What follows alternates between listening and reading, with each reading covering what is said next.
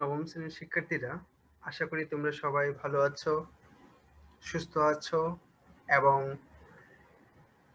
এই করোনাকালীন সময়ে বাসায় নিয়মিত পড়াশোনা চালিয়ে যাচ্ছ। তো আজকে আমরা অ্যাকাউন্টিং ক্লাস করব। আমরা অধ্যায় 3 আমরা গত ক্লাসে অধ্যায় 3 থেকে পড়েছিলাম। আজকেও আমরা অধ্যায় 3 এর তার পরবর্তী যে অংশটুকু আছে সেই অংশটুকু আমরা পড়ব। তাহলে চলো আমরা আমাদের আজকের যে নির্ধারিত পাঠ বা আমরা আজকে যা পড়ব সেখানে চলে যাই।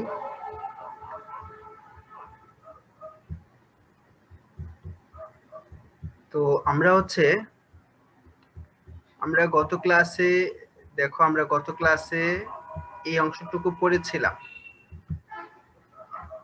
যে বিভিন্ন শ্রেণীর হিসাবে ডেবিট ক্রেডিট নির্ণয়ের যে পদ্ধতি সেটা আমরা গত ক্লাসে পড়েছি।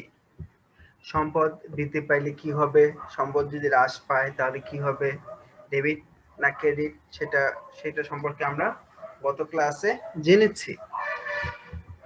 তো আমরা আজকে দেখি আমরা তার পরের অংশটুকু আমরা পড়ব।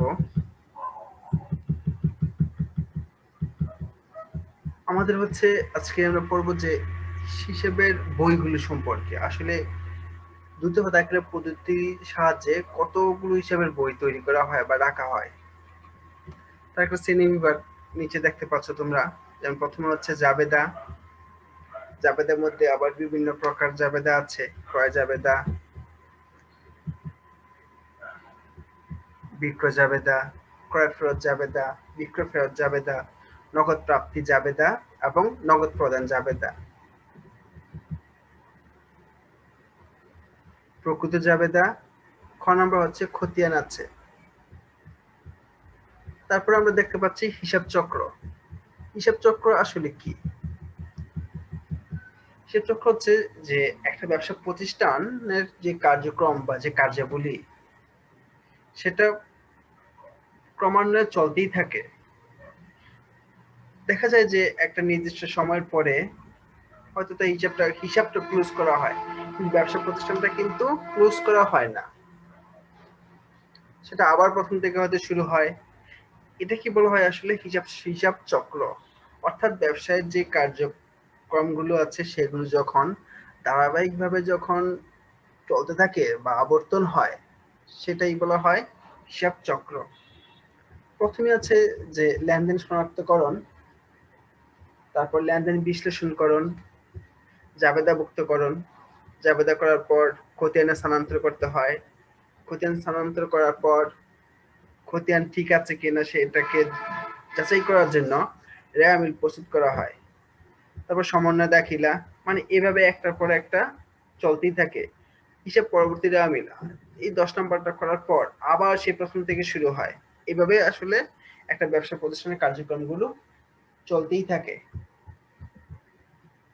এখানে বিস্তারিত ব্যাখ্যা দেওয়া আছে, তোমরা একটু বাসায় পড়ে নেবে ভালো করে।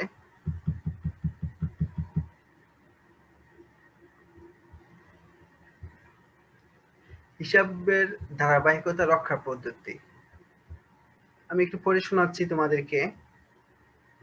চলমান ধারণা নীতি অনুসারে প্রতিটি ব্যবসা প্রতিষ্ঠান অনির্দিষ্টকাল পর্যন্ত চলতে থাকবে। মানে কি, যে একটা ব্যবসা প্রতিষ্ঠা করার পর ধরে নেওয়া হয় যে এই প্রতিষ্ঠানটা বছর পর বছর চলতেই থাকবে। আমরা দেখি অনেক বড় বড় প্রতিষ্ঠানগুলো তার দাদা প্রতিষ্ঠা করে গেছে, তারপর তার বাবা চালিয়েছে, এখন সে নিজে চালাচ্ছে, এবং সে যখন মারা যাবে তার পরবর্তী যেই জেনারেশন আসবে তারা সেই ব্যবসা প্রতিষ্ঠানটা চালিয়ে নেবে। প্রতিটি হিসাবকাল শেষে পুনরায় একই ধারাবাহিকতার হিসাব রক্ষণের কার্যসমূহ পরিচালিত হয়। অর্থাৎ চলতি হিসাবকাল শেষে ধারাবাহিকভাবে পরবর্তী হিসাবকাল আরম্ভ হয় এবং নতুনভাবে হিসাব লেখা শুরু হয়।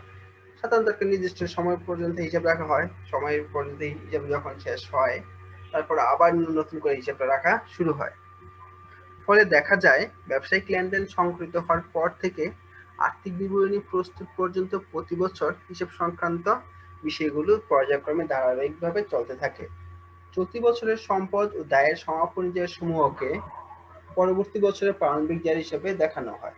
এক্ষেত্রে চলতি বছরের শেষ তারিখের সম্পদসমূহকে ডেবিট এবং দায়সমূহকে ক্রেডিট করে পরবর্তী হিসাব বছরের শুরুতে প্রারম্ভিক দাখিলা প্রদানের মাধ্যমে হিসাবের ধারাবাহিকতা রক্ষা করা হয়।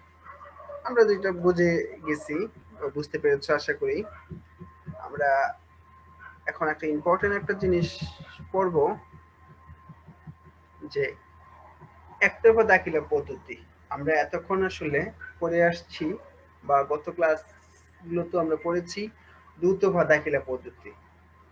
এখন তাহলে একতরফা দাখিলা পদ্ধতিটা কি বা সেটা কোথায় ব্যবহার করা হয়, এটা কার্যকলাপ কি, সেটা আমরা জানবো।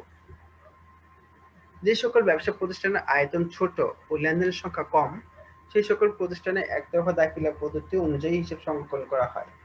এই পদ্ধতিতে কোনো লেনদেনের একটি পক্ষের, কোনো লেনদেনের দুটি পক্ষেরই বা এবং কোনো লেনদেনের কোনো পক্ষই লিপিবদ্ধ করা হয় না।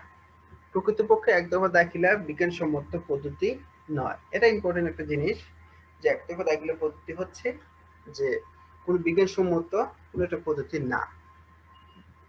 মানে সাধারণত যে ছোট ছোট যে দোকানগুলো আছে বা ছোট যে প্রতিষ্ঠানগুলো আছে যেখানে লেনদেনের সংখ্যা কম হয়, তারা কি করে, তারা তাদের ইচ্ছে মতো হিসাব রাখে। এটা কোনো আন্তর্জাতিক বা কোনো সঠিক কোনো হিসাব পদ্ধতি নাই। এই পদ্ধতিতে কিছু সম্পদ ও দায়ের হিসাব সংরক্ষণ করা হলেও আয় ও ব্যয় হিসাবগুলো সংরক্ষণে গুরুত্ব দেওয়া হয় না। ব্যবসায় লাভ ক্ষতি নিরূপণের ক্ষেত্রে নিম্নলিখিত সূত্র বা পদ্ধতি ব্যবহার করা হয়। আমরা যে সূত্রগুলো একটু আমাদের জন্য এখন ইম্পর্টেন্ট। দেখো লাভ ক্ষতি কিভাবে বের করতে হয়। লাভ ক্ষতিটা হচ্ছে একতরফা দাখিলা পদ্ধতি অনুসরণ করে যে ব্যবসা প্রতিষ্ঠানগুলো চলে, তারা লাভ ক্ষতি যেভাবে বের করে, তার যে সূত্র সেটা হচ্ছে সমাপনী মূলধন প্লাস উত্তোলন। মানে সমাপনী মূলধনের সাথে উত্তোলনটা যোগ করার পর সে যে যোগফলটা আসে তার থেকে প্রারম্ভিক মূলধন প্লাস অতিরিক্ত মূলধন, অর্থাৎ প্রারম্ভিক মূলধনের সাথে অতিরিক্ত মূলধন যোগ করে বিয়োগ করে যে রেজাল্টটা আসে সেটাই হচ্ছে লাভ অথবা ক্ষতি। এখন সমাপনী মূলধন আমরা আগে আমাদের সমাপনী মূলধনটা আমাদের জানতে হবে বা বের করতে হবে। যদি দেওয়া না থাকে তাহলে আমাদের বের করতে হবে। কিভাবে বের করতে হবে? আবার প্রারম্ভিক মূলধন বের করতে হবে। দেখো আমরা নিচে দেখতে পাচ্ছি প্রারম্ভিক মূলধন। প্রারম্ভিক বলতে আসলে কি বোঝায়? প্রারম্ভিক মানে হচ্ছে আরম্ভের সময়। একটা ব্যবসা শুরুতে যেই সম্পদগুলো থাকে, যেমন প্রারম্ভিক মূল সম্পদ থেকে প্রারম্ভিক মোট দায়। মানে একটা ব্যবসা শুরু করার সময় যে সম্পদগুলো নিয়ে ব্যবসাটা শুরু করা হয়, এবং যদি কোনো দায় থাকে তাহলে সেই দায়টা বাদ দিতে হবে। বাদ দেওয়ার পর যা থাকবে সেটাই হচ্ছে প্রারম্ভিক মূলধন। সমাপনী মূলধন।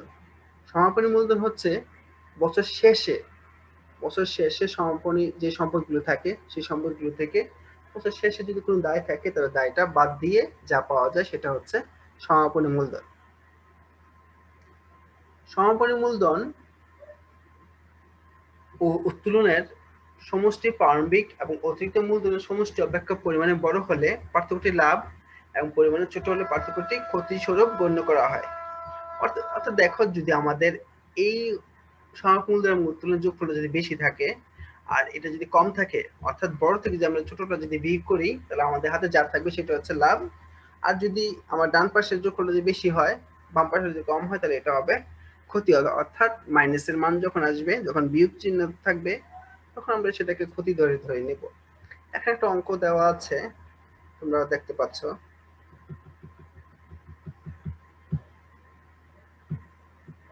দেখো, মিসেস সাহেলা খাতুন একজন ক্ষুদ্র ব্যবসায়ী। নিম্নোক্ত তথ্য তার হিসাব বই হতে সংগ্রহ করা হয়েছে। এটা হচ্ছে ১/১/২০১৭ আর ৩১/১২/২০১৭। অর্থাৎ এগুলো হচ্ছে প্রারম্ভিক, মানে বছরের শুরুতে, আর এগুলো হচ্ছে বছরের শেষে। তোমরা বুঝতে পেরেছো যে কোনটা বছরের শুরুতে আর কোনগুলো বছরের শেষে। আমরা তারিখ দেখে বুঝতে পারবো। মোট সম্পদ বছরের প্রথমে আছে ১,২০,০০০ আর বছর শেষে আছে ১,৫০,০০০। মোট দায় বছর প্রথমে আছে ৩৫, শেষে আছে ৫৫,০০০।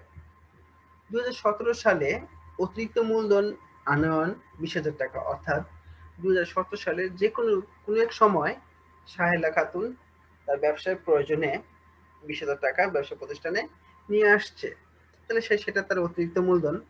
এবং মালিক তার প্রয়োজনে যে কোনো সময়, বছর যে কোনো সময় উত্তোলন করেছে 30,000 টাকা। আমরা অতিরিক্ত মূলধন পেয়েছি, উত্তোলনও পেয়েছি। 2017 সালে সাহেলা খাতুনের লাভ বা ক্ষতি আমাদের নির্ণয় করতে হবে। যখন লাভ বা ক্ষতি বের করতে হবে তখন আমাদেরকে মনে রাখতে হবে যে প্রারম্ভিক মূলধন এবং সমাপনী মূলধন অবশ্যই দরকার পড়বে। তো আমরা প্রথমে প্রারম্ভিক মূলধনটা বের করে নেব। প্রারম্ভিক মূলধন বের করার নিয়মটা হচ্ছে বা সূত্রটা হচ্ছে প্রারম্ভিক মোট সম্পদ বিয়োগ প্রারম্ভিক মোট দায়। তো প্রারম্ভিক মোট সম্পদ আমাদের কি কি ছিল? প্রথমে ছিল প্রারম্ভিক মোট সম্পদ দেওয়া আছে আমাদের সরাসরি 1,20,000, দায় আছে 35,000। তাহলে আমরা 1,20,000 থেকে 35 যদি বিয়োগ করে দেই, মাইনাস করে দেই, তাহলে আমাদের ফলাফল আসবে 85,000। আমরা এবার সমাপনী মূলধনে যাই। সমাপনী মোট সম্পদ থেকে সমাপনী মোট দায়টা আমরা বিয়োগ করব। তো বিয়োগ করলে আমাদের বিয়োগফল আসে 95,000। আমরা পেয়ে গেলাম, প্রারম্ভিক মূলধনে পেয়েছি, সমাপনী মূলধনে পেয়েছি। আমরা এখন লাভ ক্ষতিটা কিভাবে বের করব? তো আমরা যেহেতু প্রারম্ভিক পেয়েছি, সমাপনী পেয়েছি, তার সাথে আমরা উত্তোলন এবং অতিরিক্ত মূলধন যোগ করলে আমাদের কাজটা সহজ হবে।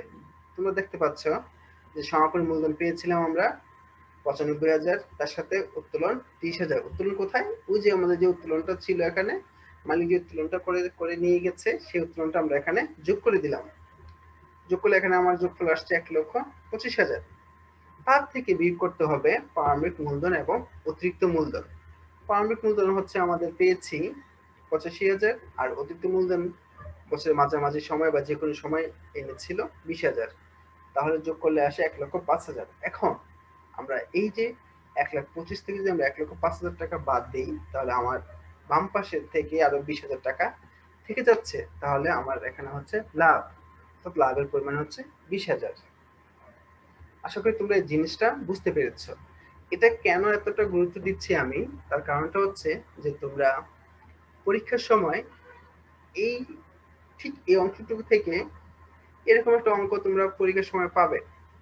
শুধু যে ক্লাস 9-এ পরীক্ষা পাবে তা নয়, যখন বোর্ড পরীক্ষা হবে, বোর্ড পরীক্ষা তো এরকম একটা প্রশ্ন, মানে এই লাভ ক্ষতির একটা অঙ্ক 90% পরীক্ষার সময় এগুলো আসে, মানে প্রায় সময় আসে। তো আমরা ধরে নিচ্ছি যে তোমরাও পাবে। তো এই জায়গাটা একটু ভালো করে করতে হবে। তোমরা নিচে একটা তোমাদের জন্য একটা কাজ দেওয়া আছে, কাজটা একটু বাসায় করে নিবে, করে আমাকে পরবর্তী ক্লাসে যদি রেজাল্টগুলো কোনো প্রবলেম থাকে আমাকে বলতে পারবে, না বুঝতে পারলে আমি সেটা সলভ করার চেষ্টা করব। তো ঠিক আছে, আশা করি তোমরা বুঝতে পেরেছো। আমাদের চ্যাপ্টার শেষ। সবাই একটু এই চ্যাপ্টারটা আবার একটু ভালো করে বাসায় পড়বে, রিডিং করবে।